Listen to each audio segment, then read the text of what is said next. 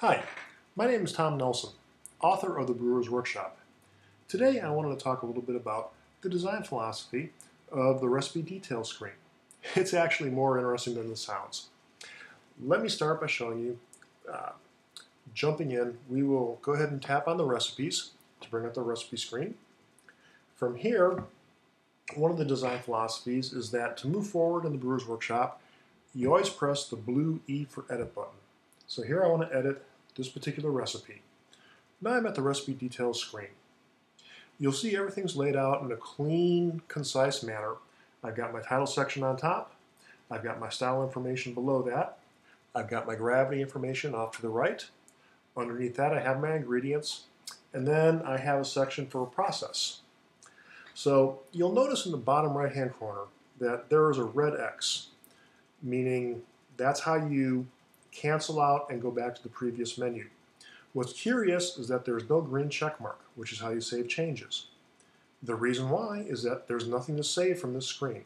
Everything you see here is already saved. So the question becomes, how do you edit this information? Well, again, to move forward in the Brewer's Workshop, you always tap the blue E for Edit button. So let's take a look.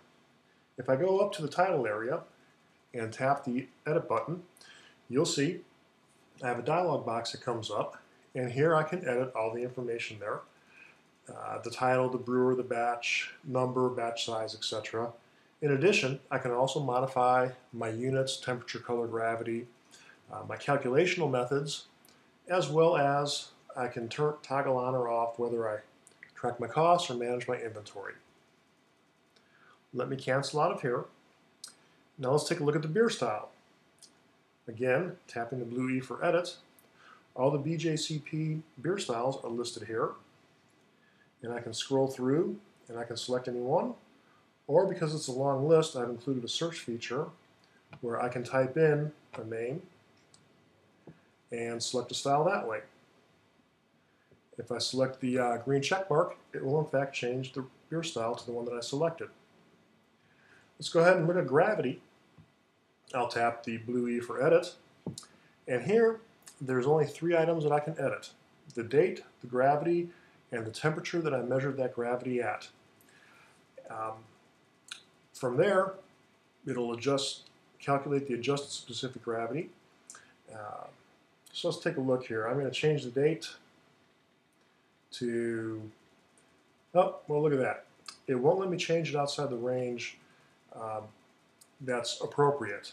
That is, I can't rack after I've bottled or before I've brewed. So it'll make sure that the dates are accurate. Now, if I think, I didn't really want to make that change, but what was that value? When did I rack that beer? I don't remember. Well, just press the red X for cancel, and those changes will not be committed. Now, if you take a look in the gravity section, you can say, oh yeah, December 25th.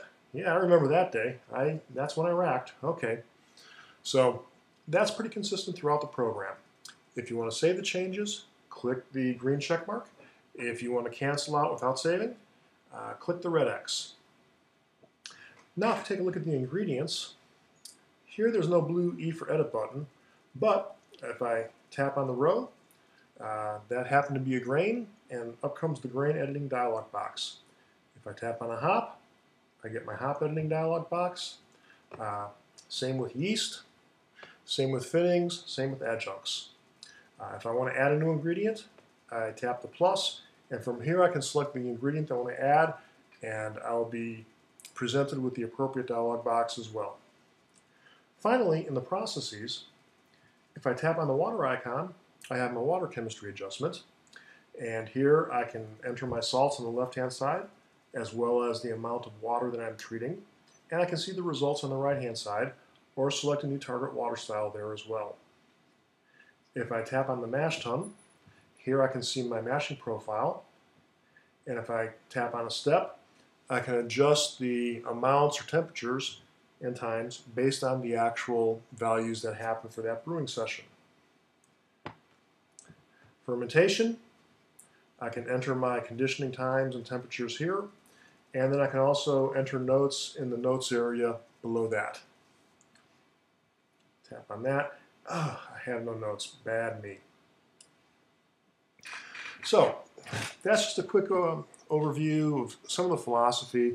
I wanted the important information to be there, presented so you can see it without any fuss or muss, and be able to access the underpinnings and make your modifications with as little trouble as possible.